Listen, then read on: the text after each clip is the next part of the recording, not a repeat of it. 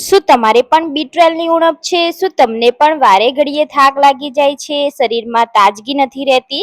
તો આ કડ રાઈસ એકવાર જરૂરથી બનાવી લેજો. આ રાઈસ તમે અઠવાડિયામાં એકવાર ખાશો તો શરીરમાં બધી જ વિટામિન્સની ઉણપ ગાયબ થઈ જશે અને એકદમ સ્ફૂર્તિ આવી જશે. બધા જ થાકને દૂર કરી દે છે જો તમે આ રાઈસ ખાઈ લીધા તો અઠવાડિયામાં એકવાર ખાવા જરૂરી છે.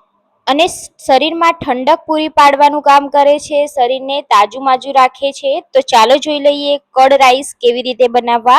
અને આપણે એકદમ ટેસ્ટી પણ બનાવીશું અને હેલ્ધી પણ બનાવીશું. તો મેં અહીંયા એક વાડકી જેટલા ભાત લીધા છે. તમે વધેલા ભાત કે પછી તમે એમને પણ આ ભાત લઈ શકો છો. અહીંયા જેટલા ભાત લીધા એટલું આપણે દહીં લેવાનું છે. દહીંની જગ્યાએ તમે છાશ પણ લઈ શકો છો. અને જેટલું દહીં લીધું છે એટલું જ આપણે પાણી લેવાનું છે. તો દહીં સાથે ભાતને સરસ રીતે મિક્સ કરી લેવાના છે. તમારી પાસે જે બ્રાન્ડના ભાત હોય એ તમે લઈ શકો છો. તમારી પાસે જો વધેલા ભાત હોય તો પણ તમે આ નાસ્તો બનાવી શકો છો. તો આપણે ભાત અને દહીંને સરસ રીતે મિક્સ કરી લીધું છે. થોડીક વાર માટે આપણે ભાતને દહીંને આ રીતે રાખીશું એટલે ભાત આપણા એકદમ સોફ્ટ થઈ જશે અને નાસ્તો આપણો એકદમ સરસ ટેસ્ટી બનશે. તો આપણે બધું જ મિક્સ કરી લીધું છે. આપણે એમાં મીઠું પણ એડ કરી દઈશું અને મિક્સ કરી લઈશું. તો આ ભાત એકદમ મોરા લાગશે એટલે આને આપણે એકદમ ટેસ્ટી બનાવવાના છે, જેથી બાળકોથી લઈ મોટા બધાને આ ભાત ભાવે અને બધા ખાય. એટલે આપણે આમાં એક વઘાર મારવાનો છે.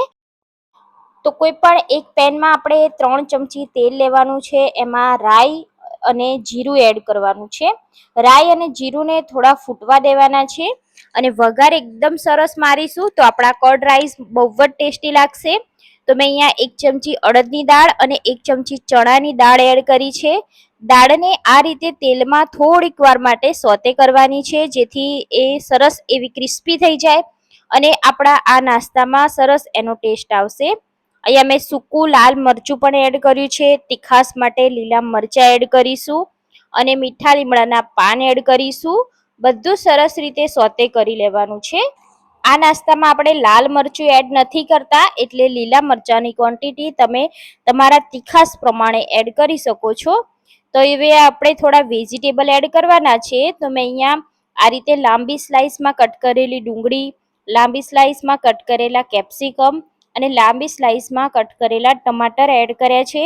આના સિવાય તમે ગાજર, કોબીજ કે પછી મકાઈના દાણા પણ એડ કરી શકો છો. હવે આપણે વેજીટેબલના ભાગનું મીઠું એડ કરી દઈશું અને સરસ રીતે હલાવી દેવાનું છે. તો આપણે આ વેજીટેબલને સરસ એવા તેલમાં સોતે કરવાના છે. એકદમ સોફ્ટ થઈ જાય ત્યાં સુધી આપણે તેને થવા દેવાના છે. ત્યાં સુધી આપણે આ રીતે હલાવી લઈશું. તો ફક્ત 2 થી 3 જ મિનિટમાં વેજીટેબલ સરસ એવા સોફ્ટ થઈ જશે. ત્યાં સુધી હલાવતા રહીશું. જ્યાં સુધી વેજીટેબલ સોફ્ટ ના થાય ત્યાં સુધી હલાવતા રહેવાનું છે. તો અહીંયા તમે જોઈ શકો છો વેજીટેબલ સરસ મજાના સોફ્ટ થઈ ગયા છે, ચડી ગયા છે અને સરસ મજાનો આપણો વઘાર પણ રેડી છે.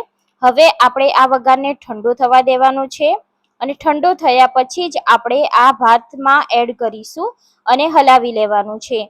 સાથે આપણે ઘણા બધા કોથમીરના પાન પણ એડ કરીશું અને મસ્ત મજાનો વઘાર સાથે આપણે ભાતને હલાવી લેવાના છે. એકદમ સરસ એવી સુગંધ આવશે, એકદમ સરસ એવો ટેસ્ટ આવશે. ગમે તેવી વિટામિન્સની ઉણપ હશે અને તમે આ રાઈસ ખાશો તો એકદમ હેલ્ધી થઈ જશે અને બધા જ વિટામિન્સની ઉણપને ગાયબ કરી દેશે. ગમે તેવા ઘૂંટણના દુખાવા હશે, હાડકાના દુખાવા હશે, એને પણ રાહત મળી જશે. વજન ઘટાડવા માંગતા હશો તો વેટ લોસ માટે તો બેસ્ટ છે. કર્ડ રાઈસ તમે એકવાર જરૂરથી બનાવજો.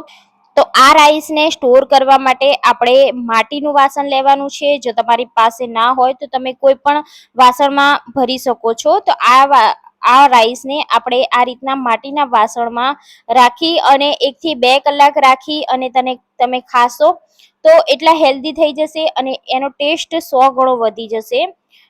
અને તમે આ રાઈસને રાતભર રાખી બીજા દિવસે ખાશો તો આનો ટેસ્ટ 100 ગણો વધી જશે અને આની ક્વોલિટી 200 ગણી વધી જશે. તો ફ્રેન્ડ્સ, તમે પણ આ કર્ડ રાઈસ એકવાર જરૂરથી ટ્રાય કરો અને તમે આને 1 થી 2 દિવસ સુધી ખાઈ શકો છો. એટલા ટેસ્ટી પણ લાગે છે. જેટલા ઠંડા ખાશો એટલા જ વધારે ટેસ્ટી લાગશે.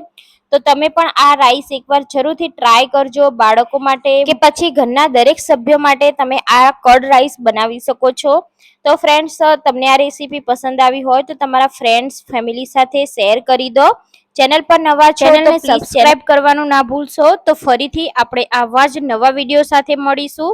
ત્યાં સુધી બાય બાય, જય Shri Krishna. Thank you for watching. જો વિડીયો પસંદ આવ્યો હોય તો શેર કરી દેજો. બાજુમાં રહેલા બેલ આઇકોન દબાવી દેજો, જેથી નવા વિડીયોના નોટિફિકેશન તમને મળી જાય. તો ફરી મળીશું. જય શ્રી કૃષ્ણ.